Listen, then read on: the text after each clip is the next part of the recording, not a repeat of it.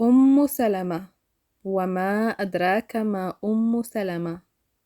أما أبوها فسيد من سادات مخزوم المرموقين، وجواد من أجواد العرب المعدودين، حتى إنه كان يقال له زاد الراكب، لأن الركبان كانت لا تتزود إذا قصدت منازله أو سارت في صحبته.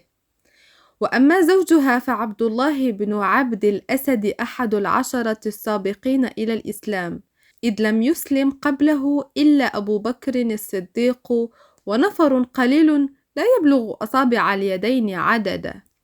وأما اسمها فهند، لكنها كنيت بأم سلمة ثم غلبت عليها الكنية.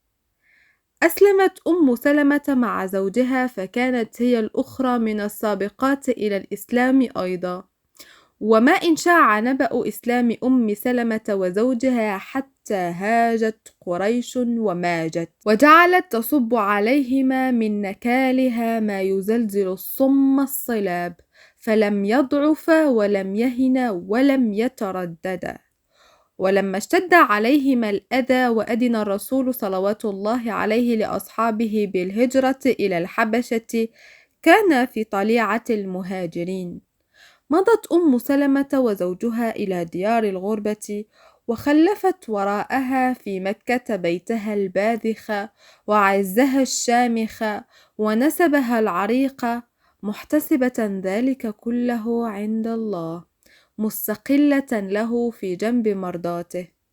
وعلى الرغم مما لقيته أم سلمة وصحبها من حماية النجاشي نضر الله في الجنة وجهه، فقد كان الشوق إلى مكة مهبط الوحي، والحنين إلى رسول الله مصدر الهدى، يفري كبدها وكبد زوجها فريا. ثم تتابعت الأخبار على المهاجرين إلى أرض الحبشة بأن المسلمين في مكة قد كثر عددهم، وأن إسلام حمزة بن عبد المطلب وعمر بن الخطاب قد شد من أزرهم، وكف شيئا من أذى قريش عنهم. فعزم فريق منهم على العودة إلى مكة، يحدوهم الشوق ويدعوهم الحنين. فكانت أم سلمة وزوجها في طليعة العائدين، لكن سرعان ما اكتشف العائدون أن ما نمي إليه من أخبار كان مبالغا فيه، وأن الوثبة التي وثبها المسلمون بعد إسلام حمزة وعمر قد قوبلت من قريش بهجمة أكبر.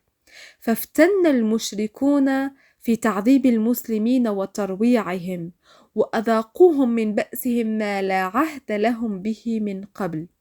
عند ذلك أذن الرسول صلوات الله عليه لأصحابه بالهجرة إلى المدينة، فعزمت أم سلمة وزوجها على أن يكونا أول المهاجرين فرارا بدينهما وتخلصا من أذى قريش.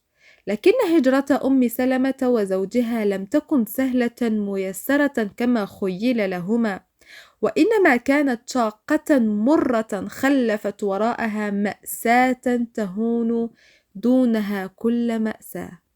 فلنترك الكلام لأم سلمة لتروي لنا قصة مأساتها، فشعورها بها أشد وأعمق، وتصويرها لها أدق وأبلغ. قالت أم سلمة: لما عزم أبو سلمة على الخروج إلى المدينة أعد لي بعيرا، ثم حملني عليه، وجعل طفلنا سلمة في حجري، ومضى يقود بنا البعير وهو لا يلوي على شيء. وقبل أن ننفصل عن مكة رآنا رجال من قوم بني مخزوم فتصدوا لنا، وقالوا لأبي سلمة: إن كنت قد غلبتنا على نفسك، فما بال امرأتك هذه وهي بنتنا؟ فعلى ما نتركك تأخذها منا وتسير بها في البلاد؟ ثم وثبوا عليه وانتزعوني منه انتزاعا.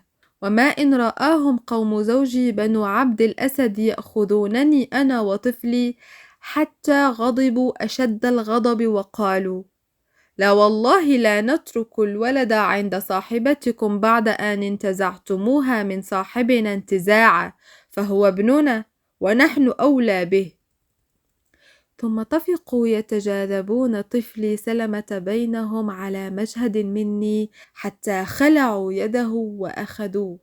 وفي لحظات وجدت نفسي ممزقة الشمل وحيدة فريدة. فزوجي اتجه إلى المدينة فرارا بدينه ونفسه، وولدي اختطفه بنو عبد الأسد من بين يدي محطما مهيضا.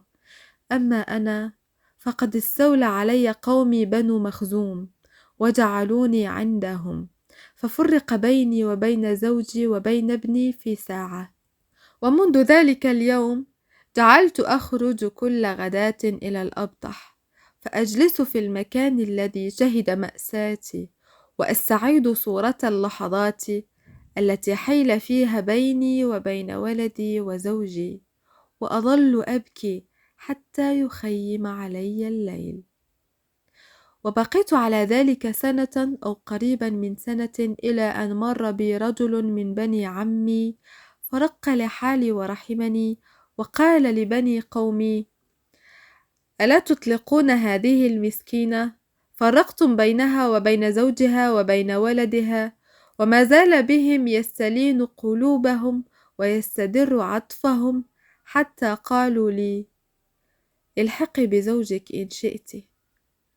ولكن كيف لي أن ألحق بزوجي في المدينة وأترك ولدي وفلذة كبدي في مكة عند بني عبد الأسد؟ كيف يمكن أن تهدأ لي لوعة أو ترقى لعيني عبرة وأنا في دار الهجرة وولدي الصغير في مكة لا أعرف عنه شيئا؟ ورأى بعض الناس ما أعالج من أحزاني وأشجاني، فرقت قلوبهم لحالي، وكلموا بني عبد الأسد في شأني واستعطفوهم علي، فردوا لي ولدي سلمة. لم أشأ أن أتريث في مكة حتى أجد من أسافر معه، فقد كنت أخشى أن يحدث لي ما ليس في الحسبان فيعوقني عن اللحاق بزوجي عائق.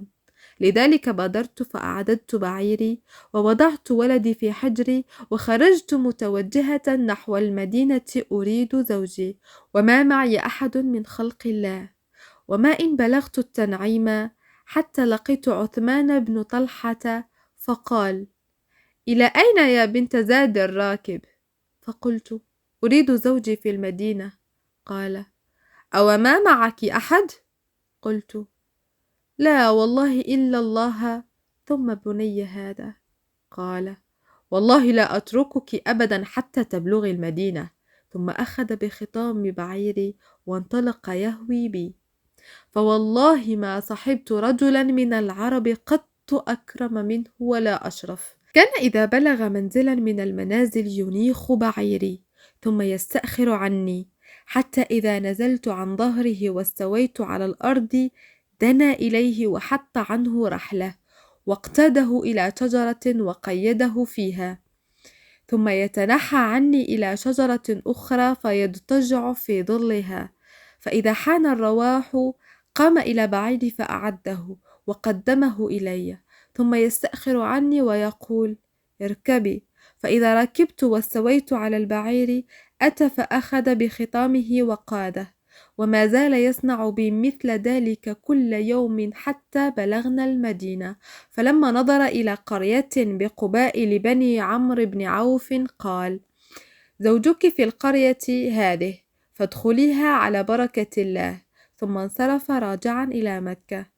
اجتمع الشمل الشتيت بعد طول فراق، وقرت عين أم سلمة بزوجها، وسعد أبو سلمة بصاحبته وولده.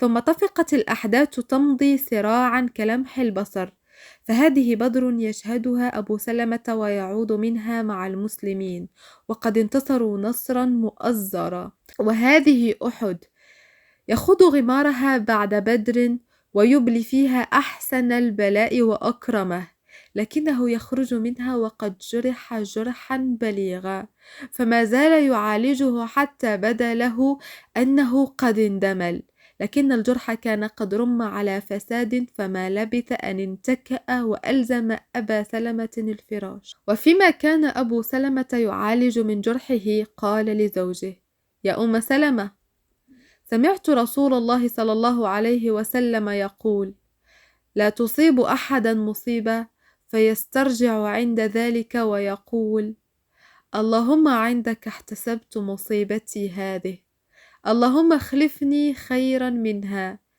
إلا أعطاه الله عز وجل.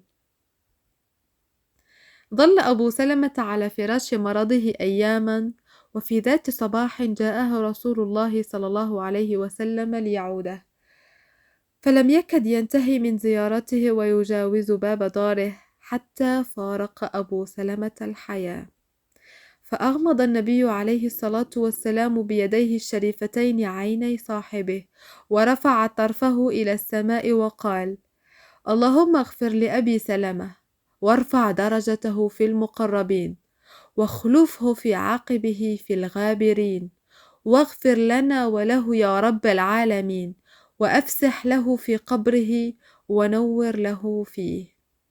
أما أم سلمة فتذكرت ما رواه لها أبو سلمة عن رسول الله صلى الله عليه وسلم، فقالت: اللهم إنك أحتسب مصيبتي هذه، لكنها لم تطب نفسها أن تقول: اللهم أخلفني فيها خيرا منها، لأنها كانت تتساءل: ومن عساه أن يكون خيرا من أبي سلمة؟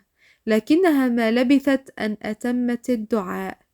حزن المسلمون لمصاب أم سلمة كما لم يحزنوا لمصاب أحد من قبل، وأطلقوا عليها اسم أيم العرب، إذ لم يكن لها في المدينة أحد من ذويها غير صبية صغار كزغب القطا.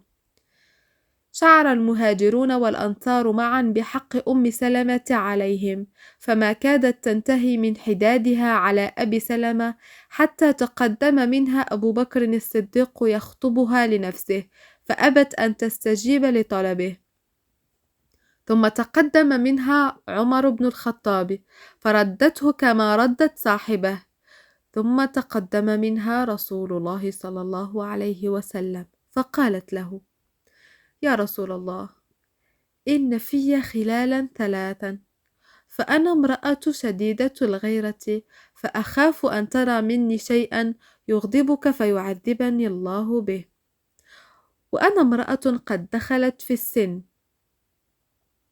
وأنا امرأة ذات عيال. فقال عليه الصلاة والسلام: فأما ما ذكرت من غيرتك فإني أدعو الله عز وجل أن يذهبها عنك، وأما ما ذكرت من السن فقد أصابني مثل الذي أصابك، وأما ما ذكرت من العيال فإنما عيالك عيالي. ثم تزوج رسول الله صلى الله عليه وسلم من أم سلمة، فاستجاب الله دعاءها وأخلف خيرا من أبي سلمة، ومنذ ذلك اليوم لم تبق هند المخزومية أما لسلمة وحده، وإنما غدت أما لجميع المؤمنين. نضر الله وجه أم سلمة في الجنة ورضي عنها وأرضاها.